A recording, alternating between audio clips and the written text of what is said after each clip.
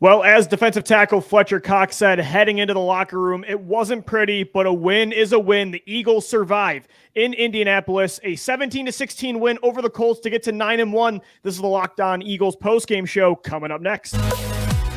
You are Locked On Eagles, your daily Philadelphia Eagles podcast. Part of the Locked On Podcast Network, your team every day.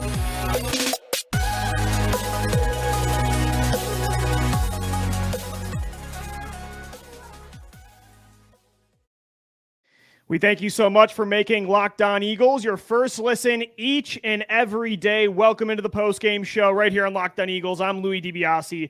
He's Gino Camilleri. Everybody, take a break, take a breath. The Eagles got a win in Indianapolis to get to 9-1. They survive 17-16.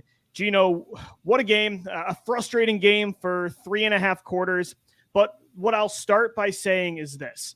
Fraudulent teams find ways to lose games. Legitimate teams find ways to win, even when the game isn't perfect, which today was far from perfect, but the Eagles found a way to get it done late in the fourth quarter, and it was mostly by the hands of the defense, but man, is Jalen Hurts him, an MVP candidate.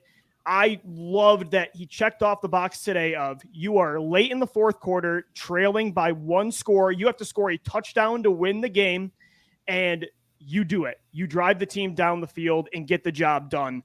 QB1 was not one of the problems today, and I loved seeing him in that moment because that's going to be so important moving forward in this playoff run. For all our YouTube listeners, I've held up, or all our listeners that are listening, not on YouTube, rather, I held up a sign that says #him with the one for the eye. Build the whole plane out of Jalen Hurts. Anything negative that you and I have said, Lou, I will eat that crow, put it on a plate right in front of me, and I will gulp that thing down. What he did today, Lou, you talk about, is he a true MVP candidate? Can he throw you back into games? Dude, this kid is just a winner. I don't know what it is. He just finds ways to win the football game. And, man, my heart is still racing. I don't know about yours. I'm sure all our fans' hearts are racing too.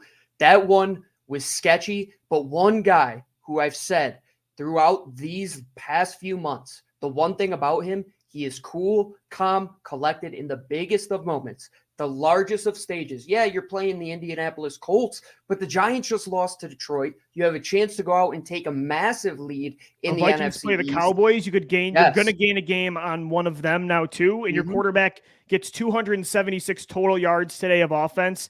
And, Gino, the offense was the problem. The entire game, the defense, hats off to this defense for keeping you alive when, honestly, they should have been put out of their misery in the third quarter. But the defense refused to let them lose that game. But what I'll say, again, with Jalen Hurts, he was not the problem. I thought his ball placement today all game was excellent. And then when nothing else was working, the play calling was failing, there were penalties and turnovers, he finally said, screw it. He was going to run the football, 86 yards on the ground today and the go-ahead touchdown with under 2 minutes to go. I mean, that's exactly the kind of situation you need to win because of your quarterback. And that's what happened. And I'm thrilled to see that because that's the one thing we really haven't seen this year because Hurts hasn't been put in that situation. No, not at all. And against this Indianapolis team, I know Jeff Saturday was a running joke, but now you only had a week of tape really to see what his game plan was going to be. Yeah, a lot of the coordinators are the same, but they definitely changed things up, made Jalen have some problems right off the bat. He didn't look perfect to start, but he just kept in a rhythm. He kept trying to get the ball downfield. Was he perfect? No, that fumble coming right out of halftime is the worst possible situation. Had quick feet today too. The pocket presence wasn't definitely great. Yeah. But Lou, when you talk about can he throw with the best of them, that throw, I think, one to Devontae Smith on the sideline that was incomplete was an all-time throw from Jalen Hurts if it had been complete. And then that throw to Quez Watkins, if you saw that pocket, that thing was collapsing on him. He let that play develop. Those flood-style plays, they take a while as the guy has to get across the backside of the formation, and Quez Watkins was there.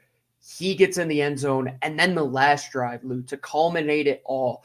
I thought it was perfect that this was the first 10-point comeback in the fourth quarter since the Miracle in the Meadowlands #2, and that play from Jalen Hurts where he just said, screw it, I'm going to be Jalen, was so reminiscent of that play from Michael Vick that put them and kept them in that game back in 2010 in December.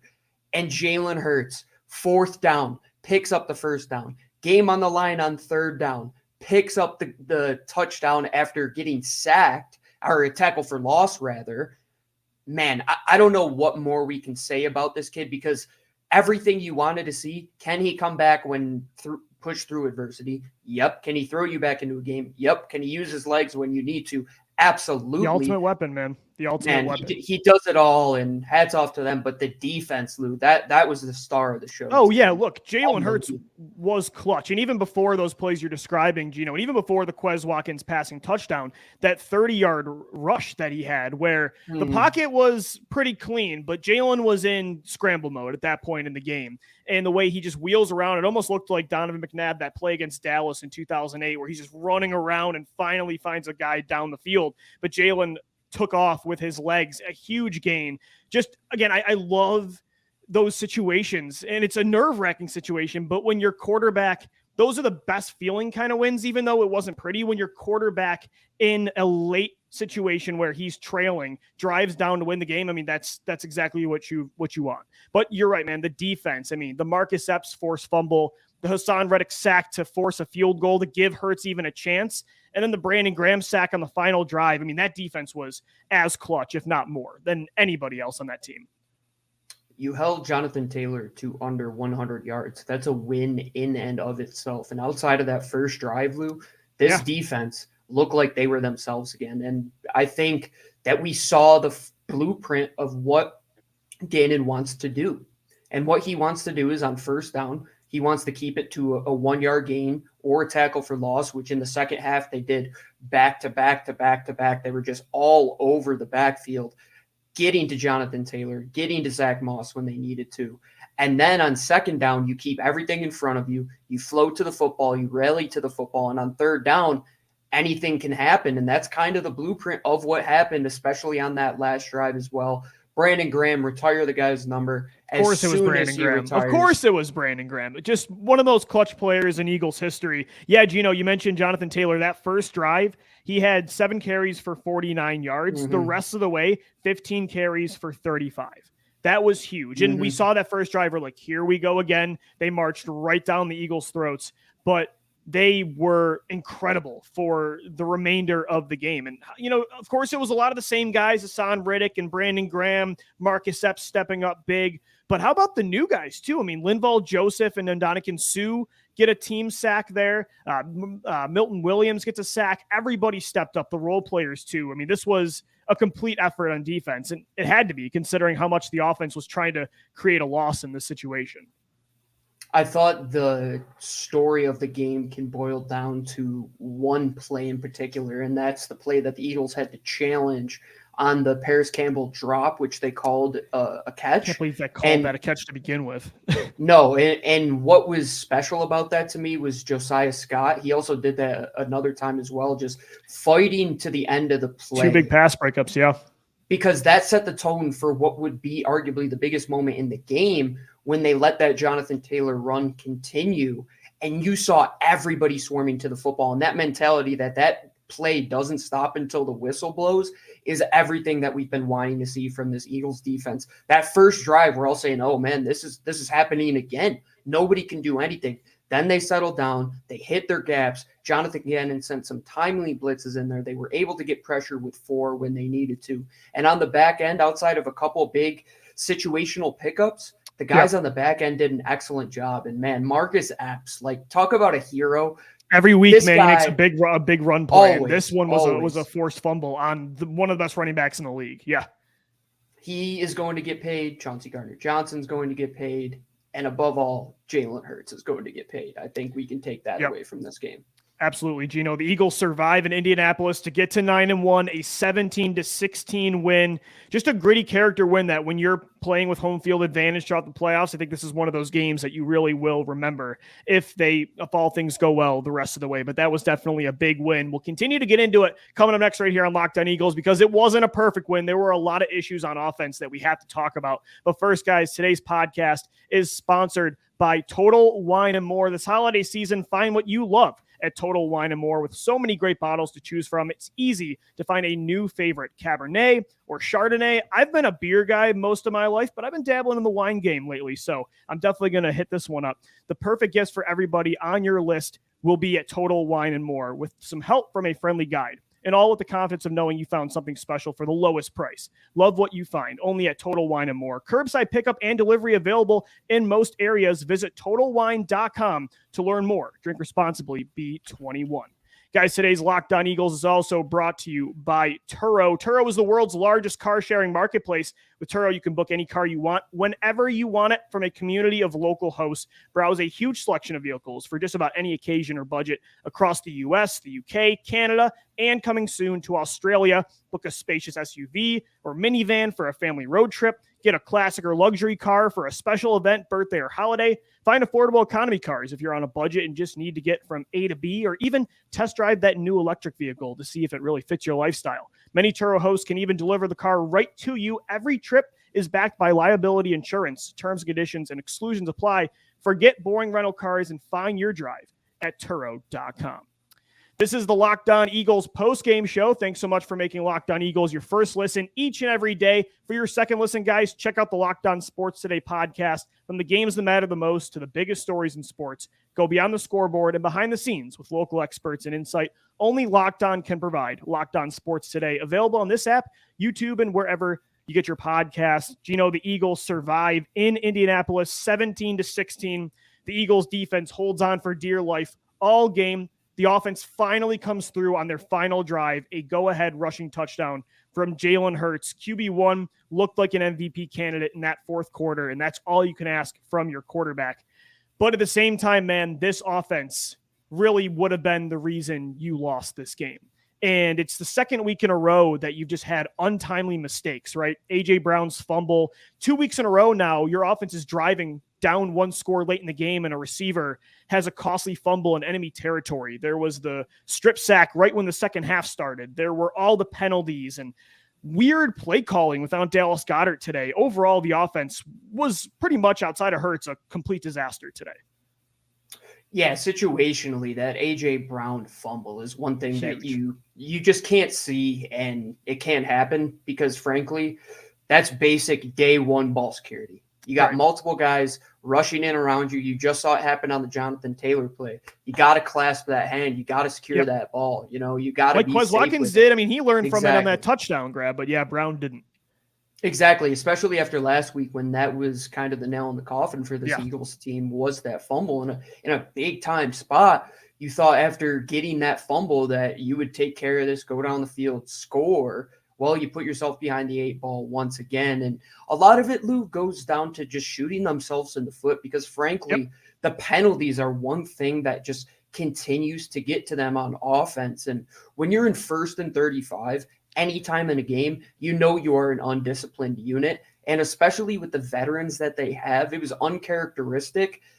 But we have to talk about Dallas Goedert and how big of an effect that was when it came to blocking, and how many of those penalties came down to the tight ends. I think each one of them had one. Tyree Jackson, Calcaterra, and Stoll. Yep. And overall, just the middle of the field, you were missing Goddard there, and the screen game wasn't the same. It just felt like the play calling was off, Gino. And there were times that they were running three. I mean, even that final drive, you run in the red zone three. You're lucky Jalen Hurts got that 4th down, because you decide to, in the biggest moment of the game, run 3 times up the middle with Boston Scott. There were other moments in 3rd and short where you're running with Kenneth Gainwell, despite Miles Sanders having a really good first half.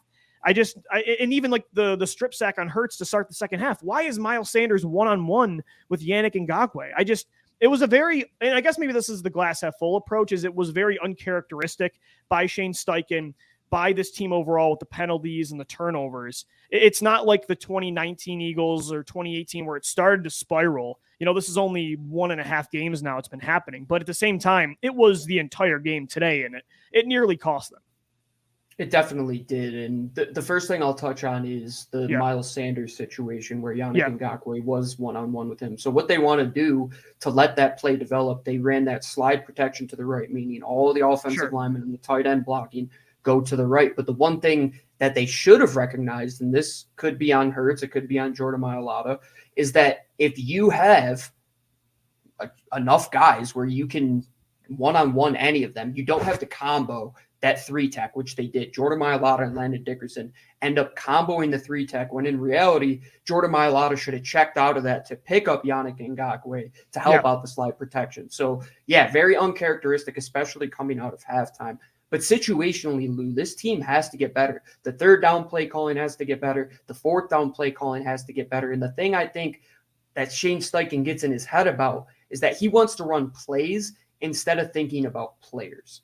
And that's one of the first thing that I ever learned when I started getting into football coaching was don't think about what kind of play you want to run. Think about who is going to pick up that yardage for you, right? And the 4th and 2 to Kenny Gainwell, where it's not even a read, it's just like a straight draw to him. Why? Why is Kenny Gainwell there in that situation? Boston Scott on multiple big third downs, especially after Miles Sanders, who continues to just be explosive in between the tackles. Why is he running the ball 3 times in a row? And the one thing that killed me was that they usually dominate the first or the last 4 minutes of the half and the first 4 minutes after halftime. That hasn't been the way the last 2 weeks. And the one thing that was so surprising is that they had just a horrendous sequence of play calls where they went run, run, run. And I think at one point, Gino, was when the Colts – and one of their starting corners had just got injured. Devontae Smith was cooking. Whatever, I forget the name of the backup corner that Indy was bringing out there. Faison, I think. Yeah, and the Colts are a top rushing defense, right? I mean, they've been pretty good this year. DeForest Buckner on the interior. Yeah, the offensive line wasn't getting a lot of push. So, again, you're right. It was the plays. I just feel like the play calls were really lacking context with what this situation was in this football game. And, again, it's uncharacteristic, so hopefully they bounce back. But this is 2 games in a row now. And now that you don't have Dallas Goedert, your margin for error is smaller, right? You're not screwed because it's not 2019 where Deontay Burnett's out there, right? You got A.J. Brown and Devontae Smith on a lot of weapons, but without Dallas Goedert, like that's a huge player, especially in third down situations where you've just got to be smarter with the calls you make.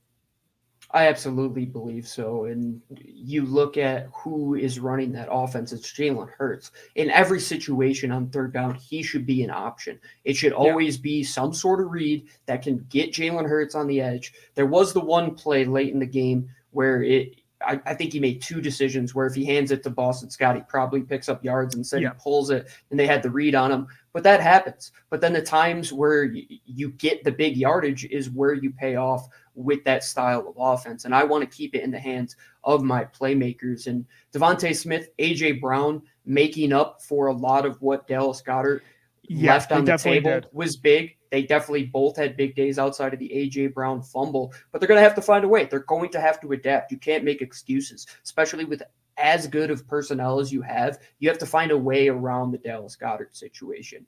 And if this is the first game in 14 games, Lou, where they don't score 20 points on offense, but yet they still win, I believe that they can find a way back. But it isn't promising, but hopefully these last 2 weeks present you with a lot of things that you can self-scout from and realize, hey, maybe what we were doing towards the beginning, we should get back to that, try and figure out a way without Dallas Goedert in there, but still at the same time allowing Jalen to be Jalen, because when he is, that's when the offense is the best. Yeah. And the good thing is you get a win without Dallas Goedert, and this isn't a season-ending injury for the tight end. I saw a report this morning that hopefully the timeline is week 15 to 18. So this isn't going to be, you're going to get him back at least for the playoffs. So you just got to keep stacking wins, especially with the NFC standings kind of heating up right now. This was a big one to get late in the game. You're right, Gino, too. The receivers definitely made up for that production without Goedert. 178 total yards between Devontae Smith, A.J. Brown, Quez Watkins, and Zach Pascal. Smith led the way with 6 catches for 78 yards. A.J. Brown had 5 for 60. Quez 2 for 31, including the big touchdown to pull them within 3 points, and then Zach Pascal 1 for 9. So those receivers are definitely going to have to continue to make up that production. But overall, again, the offense definitely needs to bounce back, even without, Gino, Goddard's presence was definitely missed today, but I don't think they were still moving the ball up and down the field. The mistakes weren't all, some of it was, some tight ends got penalties, but most of the mistakes I don't think had to do with Goddard not being on the field. I think that this offense still looked really good if they could get out of their own way.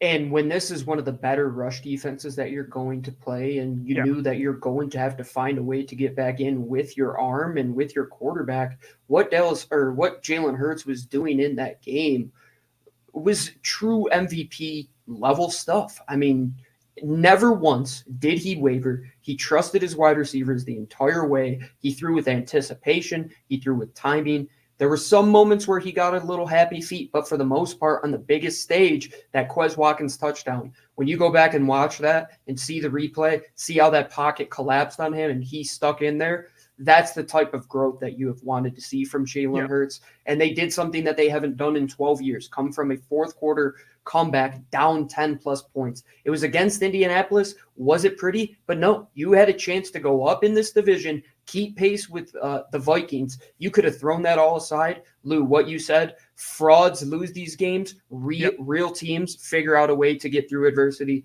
The Eagles did that today. Absolutely. 17-16 win over the Colts to get to 9-1 on the year. We'll finish things off right here on the Locked On Eagles postgame show coming up next.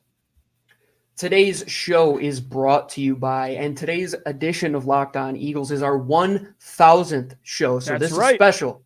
Prize Picks. Thank you for being a sponsor of our 1,000th episode. If you don't know what Prize Picks is yet, it is Prize Picks. You go to an app, you go to the website. It's pretty easy stuff. You pick 2 to 5 players.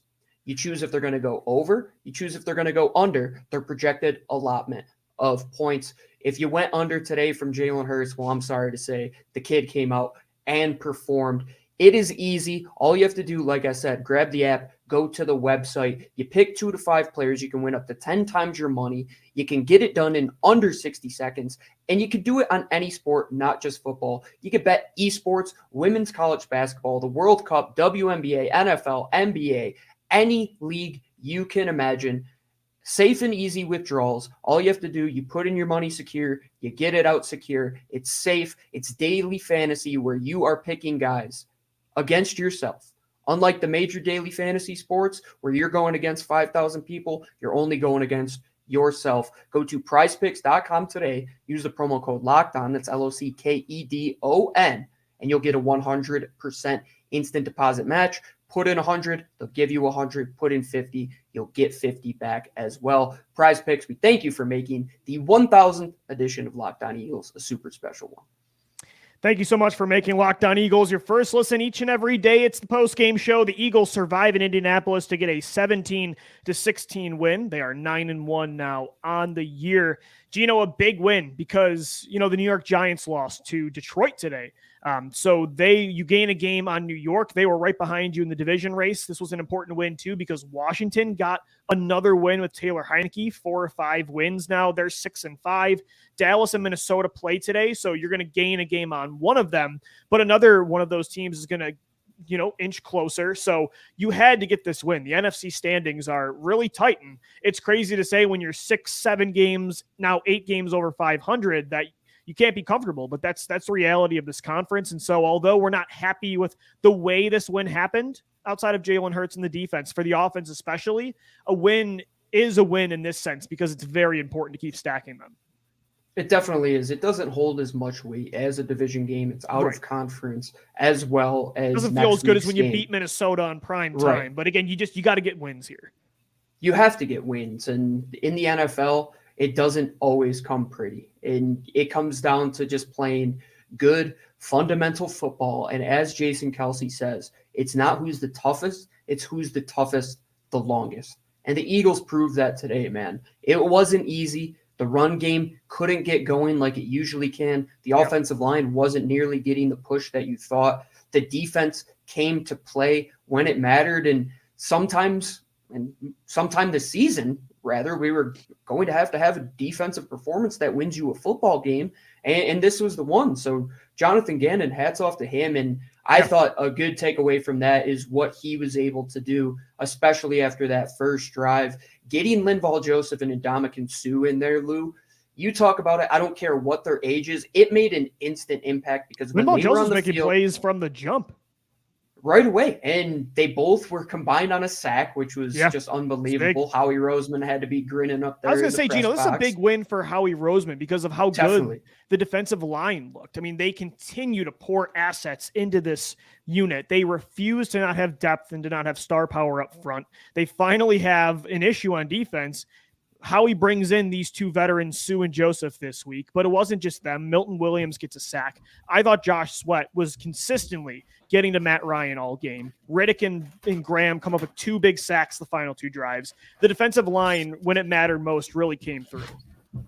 And I thought tackling was exceptionally better today. After that first drive, they had multiple guys coming to the football, capping off, keeping them in situations where you could get off the field on 3rd down, something that they didn't do last week against Washington. So hats off to that unit. And now, Lou, you're thinking, what happens when Jordan Davis comes back? How are teams going to be able to run the football on the Philadelphia Eagles? If the Indianapolis Colts with Jonathan Taylor couldn't do it outside of a single drive today, that is inspiring, and it's a quick turnaround. Hopefully they could show consistency there. But the thing is, the offense has to turn it around sooner rather than later. This is a stretch where if you were to have poor offensive performances, it's okay. You play out of conference Indy this week. You play out of conference Tennessee 2 weeks. next You got week. Green Bay, Aaron Rodgers next week, and then the Titans. Oh, okay.